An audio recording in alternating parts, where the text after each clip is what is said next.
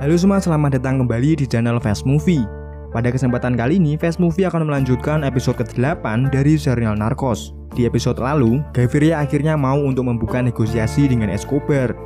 Namun di saat yang bersamaan, Gaviria juga telah memerintahkan pasukan Search Block untuk menangkapnya. Bahkan kini Gaviria juga telah menerima bantuan dari sumber daya Amerika demi menangkap Pablo Escobar.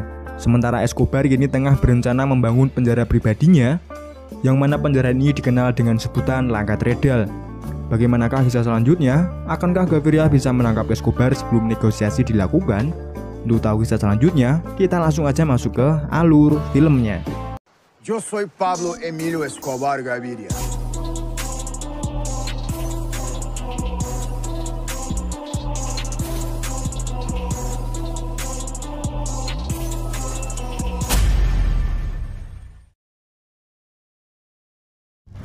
Film dibuka dengan memperlihatkan Pablo dan Gustavo yang saat ini tengah melarikan diri karena Pablo baru saja diburu oleh pasukan Search Block.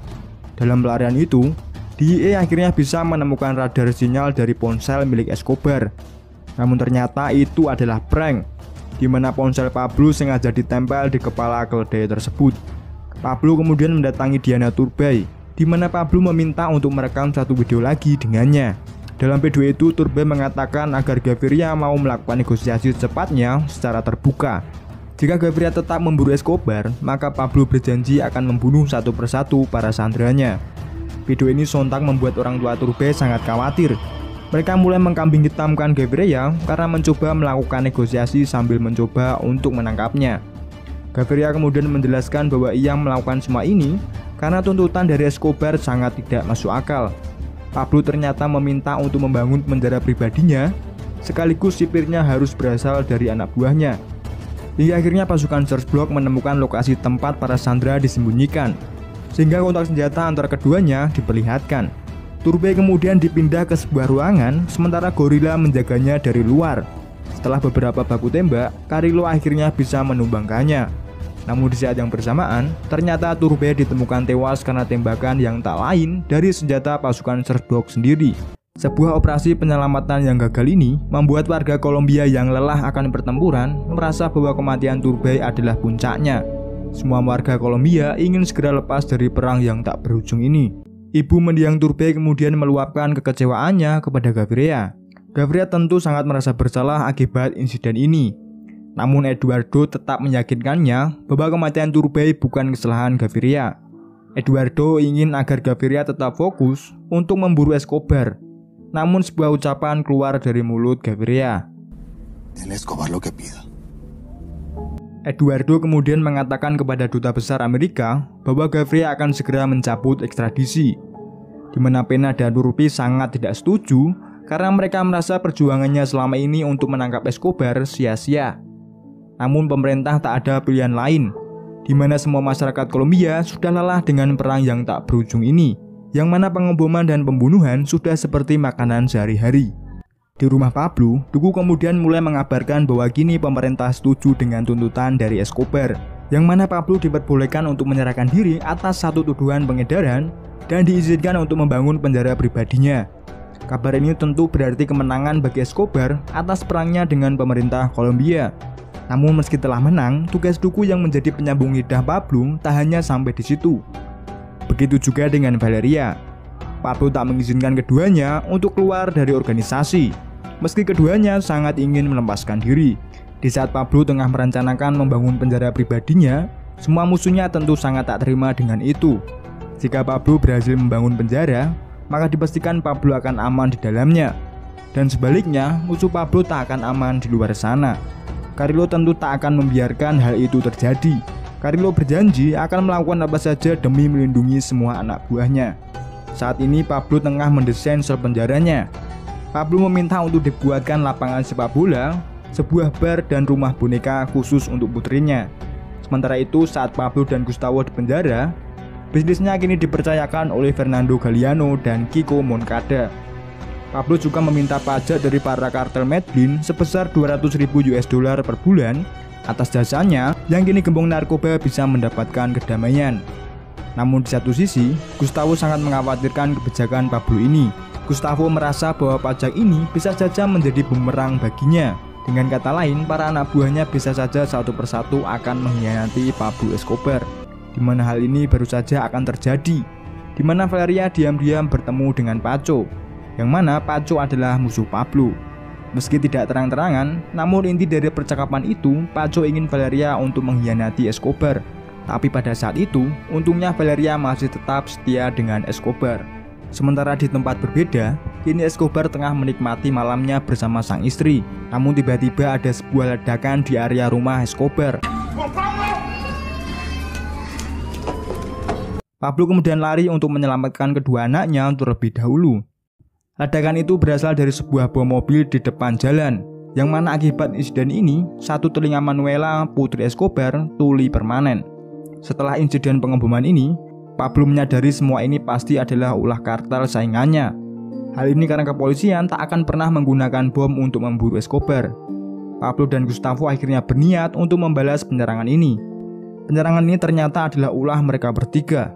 Mereka bertiga bahkan akan merencanakan penyerangan kembali dengan mengincar Gustavo Gaviria, karena Gustavo adalah otak di balik kesuksesan dari kerajaan kokain Escobar.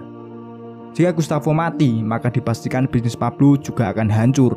Setelah itu Ochoa bersaudara dengan bantuan dari Paco akhirnya menyerahkan diri ke penjara, yang mana tanpa diekstradisi dan dengan hukuman yang ringan. Mereka melakukan ini karena telah bernegosiasi dengan kepolisian, di mana Ochoa bersaudara menjanjikan kepala Gustavo sebagai imbalannya.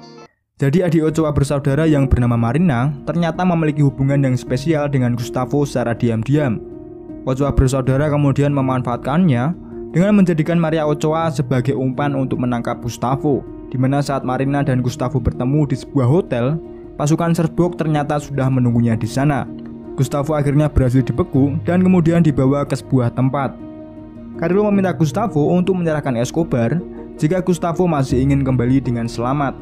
Namun ternyata Gustavo lebih memilih mati daripada mengkhianati sepupunya sendiri. Gustavo kemudian mendapatkan buka mentah dari para anak buah Carrillo. Namun meski telah babak belur, Gustavo tetap pada pendiriannya, di mana ia tetap tak mau mengkhianati saudaranya sendiri.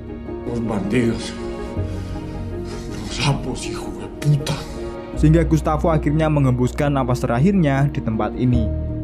Lakuika kemudian mengabarkan berita duka ini kepada Pablo, di mana semua keluarganya sangat terpukul dengan kematian Gustavo yang sangat mendadak ini. Pablo kemudian menyuruh anak buahnya untuk mengawal Gustavo ke peristirahatan terakhirnya. Pablo tentu sangat sedih setelah kematian saudaranya ini, karena bisa dibilang Pablo bisa mencapai di titik ini karena adanya Gustavo. Ibu Pablo kemudian datang dan kembali menceritakan masa kecilnya saat Pablo dan Gustavo sering menghabiskan waktunya bersama-sama, yang mana hal ini menambah rasa rindunya kepada mendiang Gustavo.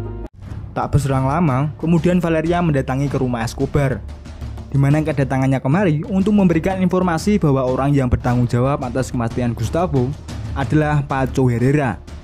Pablo kemudian mengirimkan pesan kepada Paco dengan mengirim pembunuh bayarannya untuk menyerang mereka saat bermain sepak bola.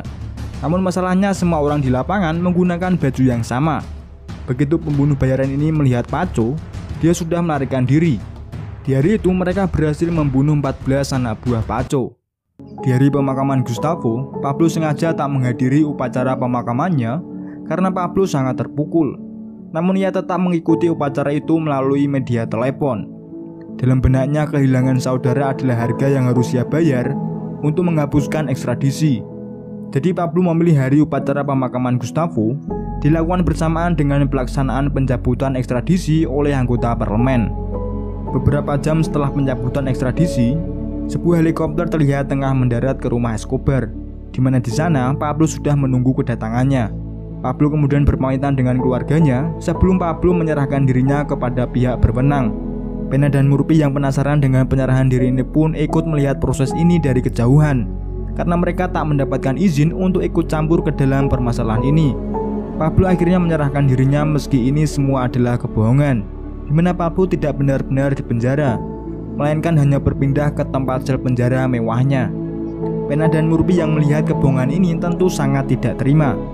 Rasa kebencian kepada Escobar dan koloninya seakan semakin meluap-luap di dalam dirinya.